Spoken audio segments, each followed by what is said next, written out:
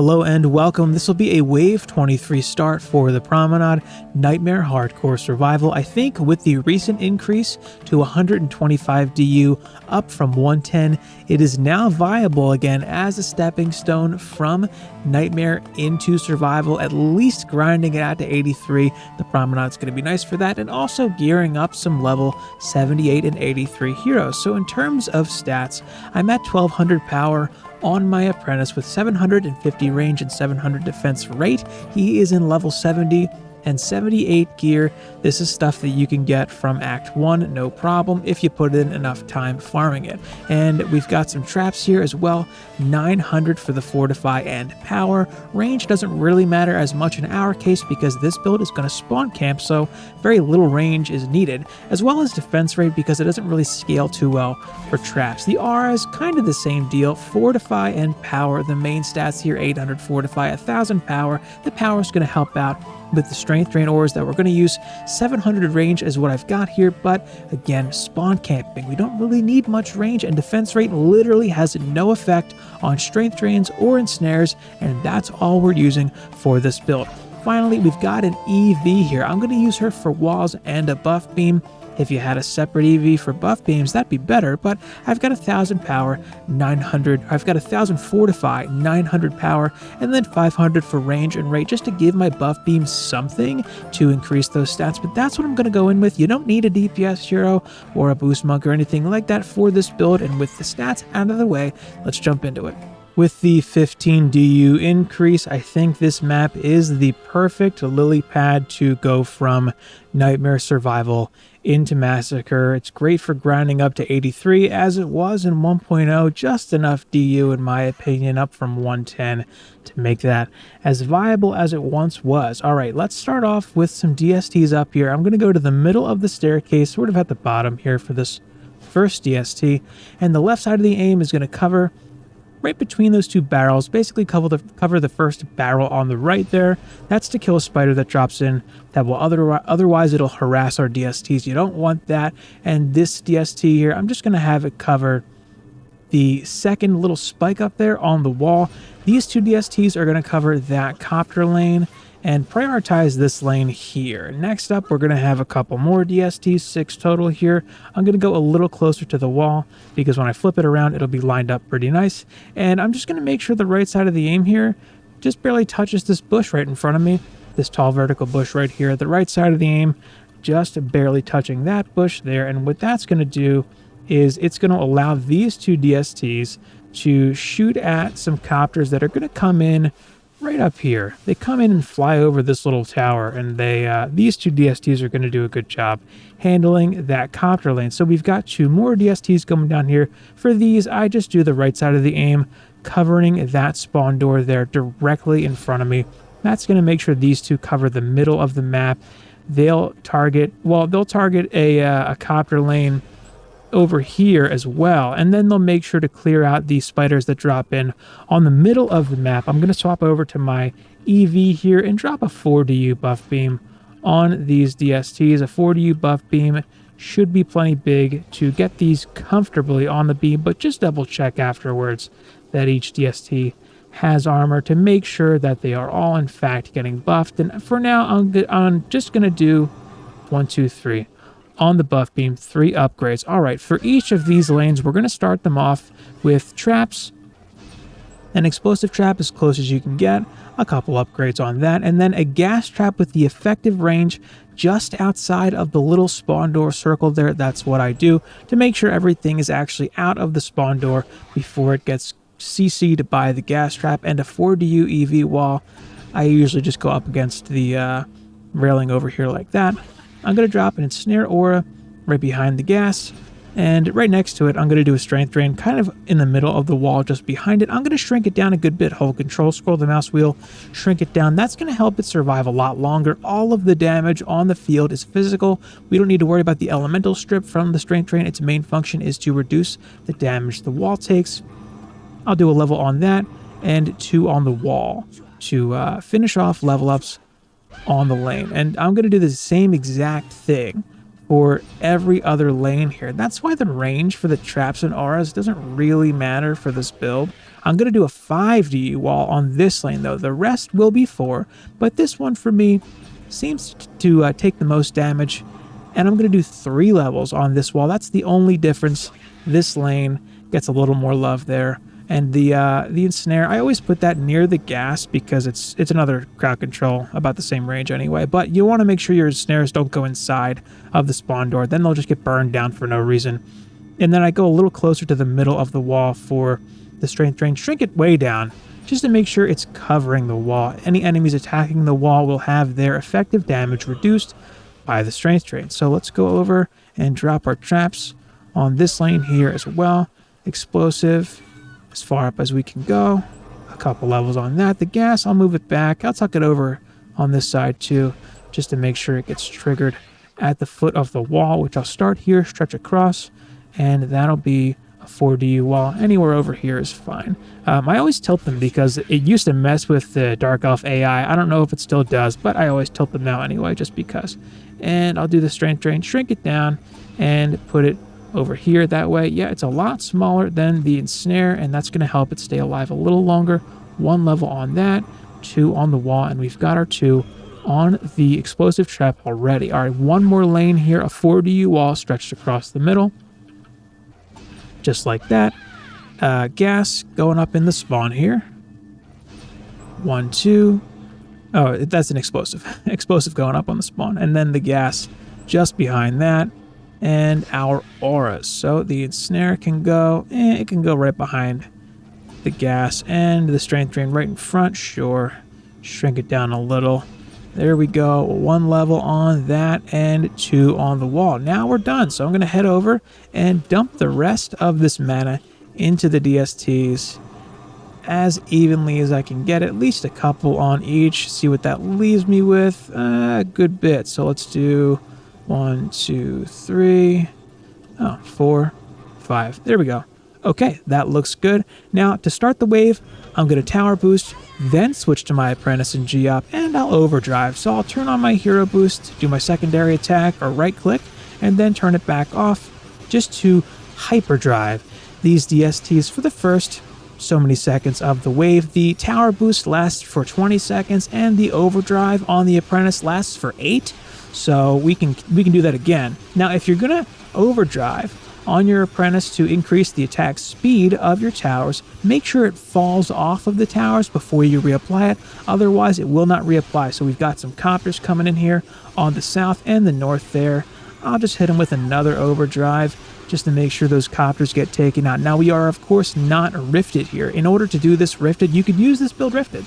But I would highly recommend, if you're going to do that, that you bring some Fusion DSTs. It will work just fine with Fusion DSTs rifted. Otherwise, you're going to have a lot of problems with ogres and dark elves. But we're doing this non-rifted. This is meant for an aid to progression. Now, because we're not on a boost monk, relying on a speedy gemstone, we are free to move about the map on our apprentice. And you can do stuff if you want. I have a DPS weapon on this guy. Just bear in mind, you're going to get pursued pretty heavily by these dark elves. I just got a shot there on me, and they hit pretty hard. So yeah, fortunately I've got a DPS weapon on this guy. If you're gonna explore the map, you may attract some friends, in which case go over to your DSTs and they'll help you out there. You don't really need to do anything though. You can kind of just be here and overdrive if you want, but if you do want to risk it and run around and do some stuff, feel free to do so. All right, we're coming up on the end here. That ought to do it. Just a few spiders cleaned up. All right, so we're all good here. Now, I did upgrade this wall mid-wave just to save it because it would have went down to some dark elves anyway if I hadn't, just to save myself this a little time and some build mana. But the explosives, they make it. The strength drains barely take any damage at this point because they're so small. So you can either upgrade or repair these. It's not really that big of a deal either way. I'll just throw an upgrade on these just because we've got quite a bit of mana to play with here. So I'm gonna run around and collect and drop upgrades. But oh yeah, here we go. A wall did go down. Here we go. Yeah, so this wall tends to take the most damage, and that's why I always make this one 5 DU. The strength drain is as low as it is because of that party of dark elves that come over and just sort of hang out over here. That's been like the biggest sticking point for this build. But fortunately, that happens late enough in the wave such that it doesn't really end up being consequential because the ogres are long dead by that point, so it shouldn't really be an issue. It hasn't been an issue for me in the several runs of this build that I've stress tested for this video, but I do like to drop an upgrade on the stuff that gets super low. This wall did okay, and there we go, one on the strength drain as well. Why not? We're going to end up with a good amount of mana left over here at the end, but here's the thing. Wave 23, that's the hardest wave. This wall did not take much damage at all. If you get through wave 23, you're golden.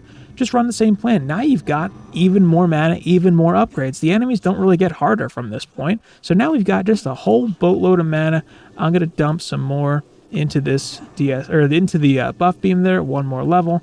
And I'll just even these DSTs out a bit. Dump the rest of this in. Why not? Just dump it in here. Okay, now that wave was with your Builder Apprentice as the active hero. Just after a tower boost, you can just hang out on him in overdrive.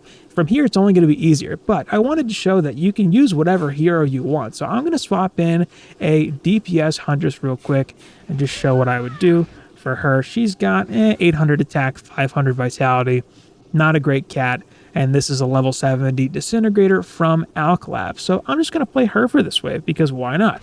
I'm going to do my usual tower boost here, and then I'm going to overdrive, because why wouldn't you do that? Now swap to my Huntress and G up, and these towers are super drived right now. Overdrive and boost on the monk. So it looks like I forgot to repair the ensnare here. I'll just do that while I'll drop an upgrade. But now I'm on a Huntress with a gun, with a weapon that I can run around and shoot stuff with if I want. So I can help out in the lanes with ogres and stuff now, which is nice. You don't need to. In fact, I might not do much. I'll cut to something interesting if it happens. Alright, our double ogre spawn just came out here. I can stand over here and boost and just unload on these guys. I've got some dark elves coming in hot. I can shoot them. You could use a minigun or a paintball gun or whatever too.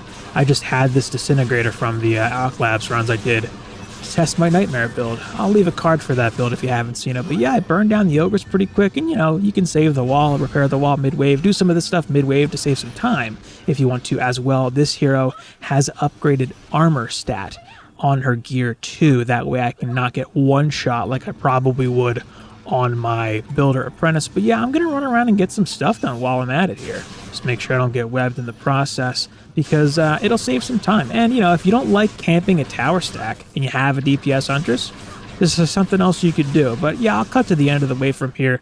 Pretty uneventful. I'm just going to run around and do little odds and ends to keep myself occupied. Alright, I spent the majority of that wave just kind of running around shooting at dark elves and repairing some stuff mid-wave just to make it a little easier and save some time between waves, but it pretty much went the same. If you want a more active playstyle and you have a DPS Huntress, by all means run around, shoot some baddies. I didn't even see a copter ogre, so they didn't really make it anywhere near the map enough for me to actually shoot at them. I'll drop it up on the wall here. Why not? And I repaired pretty much everything else here. So yeah, I forgot the ensnare over there. But at this point, I've got a ton of mana, and none of the stuff in the lanes really needs help. So I just, at this point, would think the best thing to do is dump it all into the DST stack. Now, the ultimate form of straight up AFK here, I mean, with this low of stats, your Builder Apprentice is going to be fine. But if you have a boost monk with a speedy gemstone, this ends up being a complete joke. It is so easy if you have a boost monk set up for this. And I've got one here. This is my Nightmare booster, and he's only level 76. He doesn't need much. I've got a speedy gemstone here. He's got 1200 in skill because his armor's got skill upgraded. Armor as well in case I need to go do some stuff. And he's actually got a DPS weapon too. Not that we'll need it, but it's a DPS weapon for what it's worth. But on this guy, I'm going to hang out on the towers with the speedy. Overdrive on the Apprentice first. Swap over, G-up, drop the tower boost, and just chill here. This is like the most relaxed, easy version of this build. Everything dies a lot quicker because we've got DSTs kicking out way more shots. Stuff just dies a lot faster when you tower boost with a speedy on a monk. the entire wave. But yeah, that's pretty much it from here. Those are some options to play the active wave, the active hero with. You've got a few options here. It could go either way. Builder Apprentice is the easy one because everyone's got a Builder Apprentice, obviously. But if you have a DPS Huntress or a Boost Monk, they're both, you can really play whoever you want it during the waves. That's the nice thing about Promenade. But if you want to stay super safe and have a nice, relaxed, easy time here, hang out on the tower stack with your Builder Apprentice or a Boost Monk. But yeah, that's it. I'll just cut to the end of the wave from here. Coming up on the end here, I did lose the northwest wall with about 200 enemies left. And that lane tends to stop spawning first, too, so everything that was a priority was long dead before this wall went down. I think part of the reason this wall takes more damage, too, is because kobolds might be popping over here. But yeah, there's a big group of dark elves. Maybe if it was over here a little more, it'd be better. And then you could angle it up like that. Maybe if this first node was tucked in a little more, that might be better. Either way, it gets the job done if it goes down mid-wave. Not too big of a deal as long as the ogres are dead. So let's check out the loot chest here. Boom. Big giraffe? Not quite. Level 78. That's a pretty low one here for the Promenade. They get much better. But the gear from here can be pretty good. In fact, during my test runs, I got this piece from here, which is all 4 builder stats, level 83. And this piece as well. Same deal. So this is the kind of gear you can get from here. It's a good map to grind to 83 with and to get some gear to jump in strong for Massacre. That said, this kind of gear also comes from Wave 5 Sirens on Massacre campaign, Deeper Well as well. So you've got options for gear farming there. Now, this is of course non-rifted. If you wanted to do this rifted, you could, but you would need Fusion DSTs. I have gotten through Wave 23 a couple times rifted. It is rough without Fusion DSTs because you have to kill all of the Dark Elves yourself. It's not an easy task. Not recommended, but get some Fusion DSTs and try it out. It'll go a lot better. But yeah, that'll do it for this one. If you try it out, let me know how it goes for you. I'm super happy the Promenade is now viable again for Nightmare progression. Any thoughts, as always, leave them in the comments below. As well, links to my Discord and Twitch are in the description. Feel free to come say hi, maybe while I'm live streaming, or any other questions. If you want immediate access to me, I am active in my Discord every day. But that's going to do it for this one. Thank you so much for watching.